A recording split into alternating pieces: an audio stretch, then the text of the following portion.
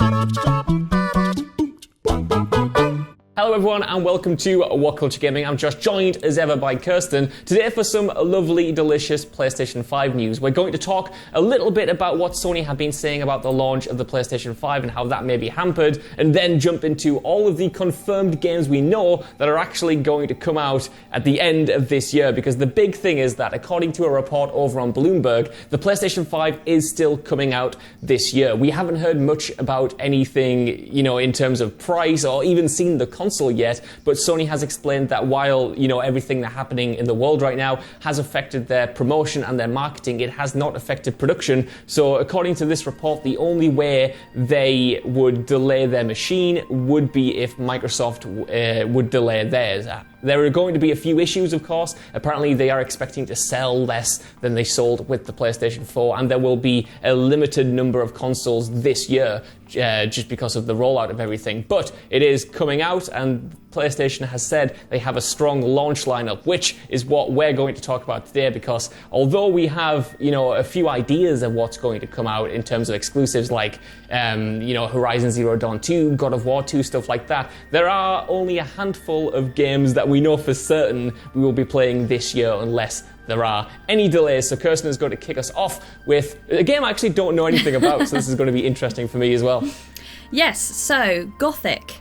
Not a game that I had particularly heard of either, so I had to do a little bit of research. To be honest, it kind of looks like a Fable kind of like RPG kind of game, but just a little bit less goofy. But it was basically going to come out, I know, it was basically going to come out February this year, but they have announced that it was going to be revived for the PlayStation 5, so obviously people got quite excited, and they said that, if it's coming out on the PlayStation 5, would you consider maybe just remaking the game as a brand new PlayStation 5 sort of exclusive? And the actual director of THQ Nordic said that we are up for the challenge to develop a full Gothic remake which will stay as faithfully as possible to the original experience. So we don't actually know when it's going to drop yet. All we know is that in February they're going to revive the old one, and that they are possibly going to remake a brand new one, and it's basically just like a fantasy game where you complete quests and gather skill points, and it's just kind of in the realm of magic sort of thing. But it'll be the first new game since 2011, so it's quite a while since they've actually released a brand new one, so I think people are quite excited actually, and it does look relatively good. I saw the trailer, it does look quite fun actually. It's definitely got a Fable kind of vibe going with it, I think. Yeah.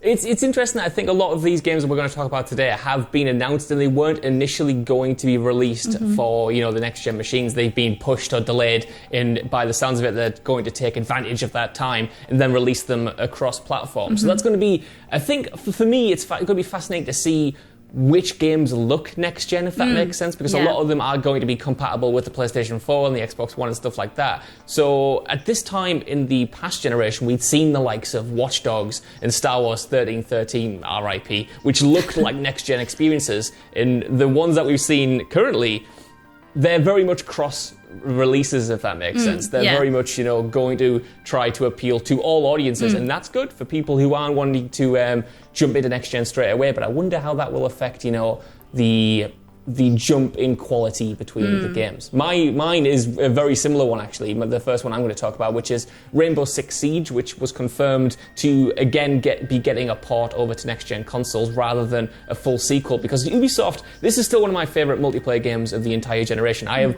continued to play Siege since it came out, and Ewan loves it more than I do. So it makes sense for them to port it over, because the platform they've created and built over the past few years has such a strong fan base. It continues to make money. It continues to be very good, and I don't think they want to drop that in favour of a sequel, even if the game has been out for a while. I'm not sure if you ever played Siege, but it's awesome, and it makes sense for them to just kind of pluck it and take it over, maybe increase the destruction elements, make the graphics a little prettier, but that thing doesn't really need to change all that much. No. And can stand on its own, I think. It would be a great game to have at launch, just to play and enjoy. Yeah, I played the very, very old one, and even then, it's very basic graphics, but it's so addictive. So it's just got the playability, just can last for ages. So it's a very good game. There is Yeah. There's another Rainbow Six Siege game. No, not Siege game. It's called Rainbow Six Siege Quarantine, which is kind of like this spin-off based on a game mode that was just a timed release for the original Siege, which sees you and the other operators fight against this kind of alien parasite thing that had taken over the world. Very different. The title Quarantine,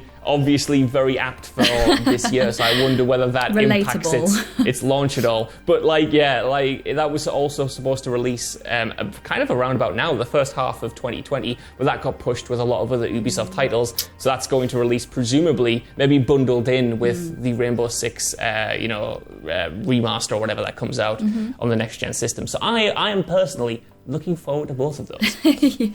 Yes, that sounds very good. I'm quite excited for those too. I think that's going to be a fun one, especially like I said, I think if they bundled those together, that would work very well for them in their favour. Yeah, 100%. Next, we have so many, but next on our list, our long list of so many games that we have coming is Godfall.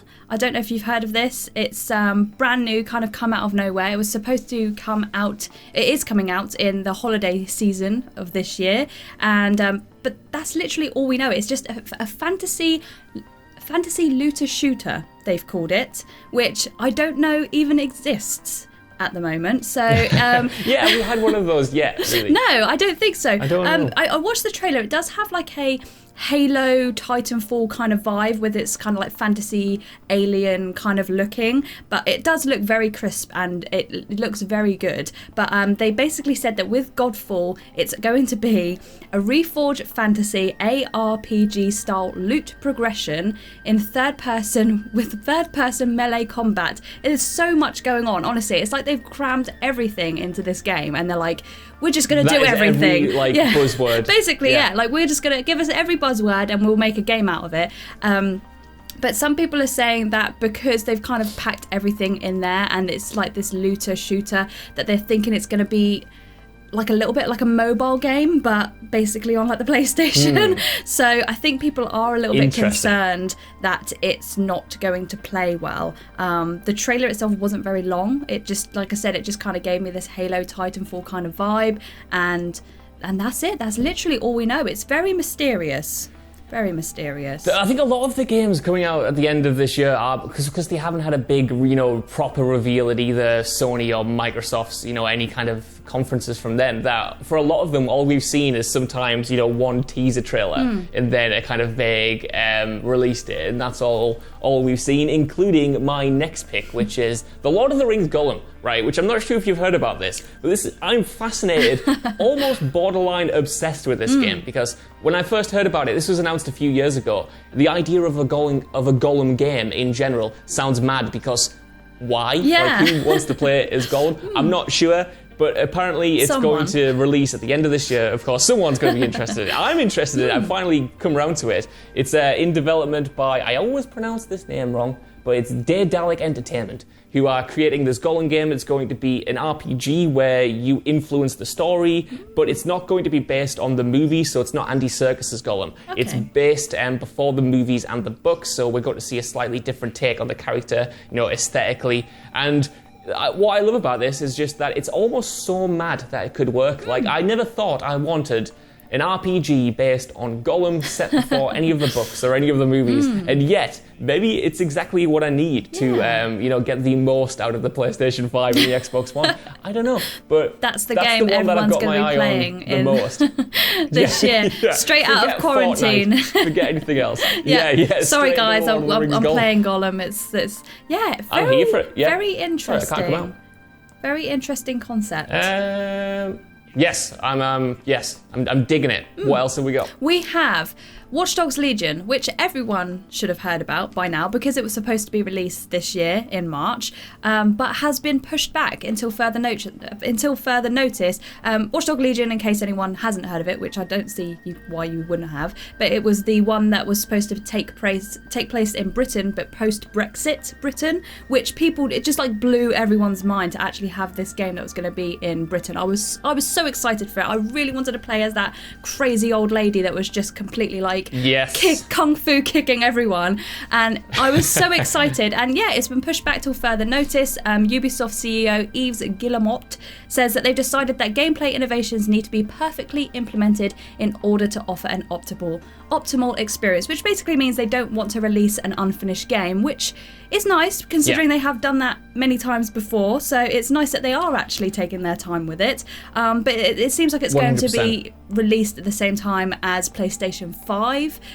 Like maybe hopefully they'll do it along with the launch would be nice. So yeah, hopefully we've got something really good to look forward to, because it looked amazing anyway. So if we can have that on a next gen console, would be even better, I think, in my opinion. Yeah, definitely. I think it's really smart that Ubisoft have, like you said, you know, they've delayed a bunch of these games to make sure they are of the highest quality. This obviously came after they had a few failures last year with the likes of the latest Ghost Recon Breakpoint. That was a major disappointment, got a bit of a critical beating. It essentially made Ubisoft reassess their entire slate and say, look, are these games as good as they can be? Are they as exciting as they can be? Are they as innovative as they can be? I managed to mangle every single one of those words, but I still stand by the point. And it's cool that they've taken the time, they've delayed it, it's going to come out in the next-gen systems, and hopefully it will be better than ever, because the concept, like you said, the setting is awesome as a Brit. How can I not be excited for that?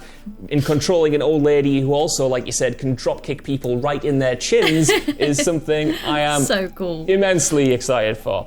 I've got another bit of a secret one up next. It's the project currently in development by Bluepoint, who has recently, they're more or less a remaster house. They have done the Shadow of the Colossus remaster. They did the Uncharted collection. I'm pretty sure they did the Metal Gear Solid collection back on the 360 and the PlayStation as well. But they have been they've been teasing this for a while, and it's actually the only project that Sony has properly confirmed. They've actually talked about it in the wide interviews when talking about the PlayStation 5, about this game being in development. So they have explained that it's their biggest game yet, but we have no idea what it could be. We don't know whether that means they're finally going to create an original game, or whether, like their other games, it's going to be another remaster. Rumours seem to point to a Demon's Souls remake, which I am fully here for. I want to see that come back, because although Dark Souls and Bloodborne and everything else is huge now, a lot of people didn't play Demon's Souls. I didn't really play Demon's Souls, so I want to play it all the way through on next-gen machines.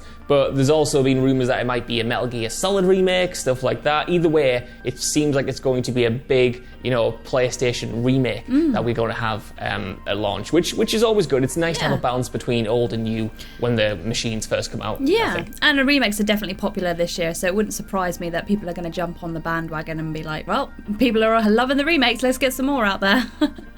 But exactly, yeah, like the nostalgia, it makes so much money. Definitely. And so we have also Gods and Monsters is another game which is technically not for the PlayStation 5, but could possibly be. It's being released for the PS4 this year, but it is basically a storybook adventure game that is brought to you by the same people that did Assassin's Creed, so at least we know we're in good hands. And when I had a look at it, it does kind of have like a Zelda kind of feel to it, with the fantasy landscapes and the vivid colours. Yeah. But basically, the tagline is awesome. The tagline is "Save the Gods," and it is a game which is all based on Greek mythology, which I don't know about you, I'm a big fan of Greek mythology, and it's basically that all these Greek gods, they've been overthrown, they're in trouble because of this evil god called Typhon, I think that's how you say it. And so these gods give you special powers in order to fight and overrule this villain, and you get to fight against gargoyles, gargons, hydras, and cyclopses. Hopefully they'll chuck in a bit of Medusa as well, which would be always good because she's my favourite. And yes, please. Yeah, it looks beautiful. It looks like a beautiful game. It's a really interesting concept. I don't know if Greek gods, apart from like God of War and stuff, has been done properly to this deep of an aspect before. But some people are saying it's kind of like Clash of the Titans mixed with Animal Crossing, which I am there for. That sounds amazing. That is, so that's I'm the quite concept I excited did about. not know I needed. Yeah, exactly. It's like Gollum. Yeah. You don't know you need it, but someone says Clash of the Titans mixed with Animal Crossing, you go, yeah. actually, Yeah. I could play that. That's up my street. You know what? Definitely. That's fine. Give me that. That's the reason to buy Yes. a PlayStation Yes, 5, I think. definitely. My final one is something we've seen quite a lot, actually. It's Outriders, which Ben Roy and Gareth actually, they flew out to play it. So we've got a lot of previews and content up on the channel already with interviews, which you should definitely check out. And it's Outriders, which is a multiplayer RPG shooter, a little bit like Anthem, a little bit Destiny, but it looks a bit more polished than they were when they first came out, obviously. And it's developed by People Can Fly, who I really like. They have always made solid games. Their gameplay has always been, really responsive, really tight. So yeah, this is one we've probably seen the most of. There's a lot of gameplay floating around out there, which you can find over on WhatCulture Gaming if you want to go check it out. So that, I think, rounds up everything. We've got about 9 or so games there, including the ones we've bundled together, which are currently forming the launch lineup for the next-gen console. So I want to know what you guys think down in the comments below. Are you looking forward to these titles coming at the end of the year? And are there any dream titles you'd like to see alongside them? Let us know, but even if you don't, could you give us a like, share, subscribe, and head over to whatculture.com for more lists and news like this every single day. Either way, I've been Josh, joined by Kirsten as ever, and we will see you soon. Bye. Bye.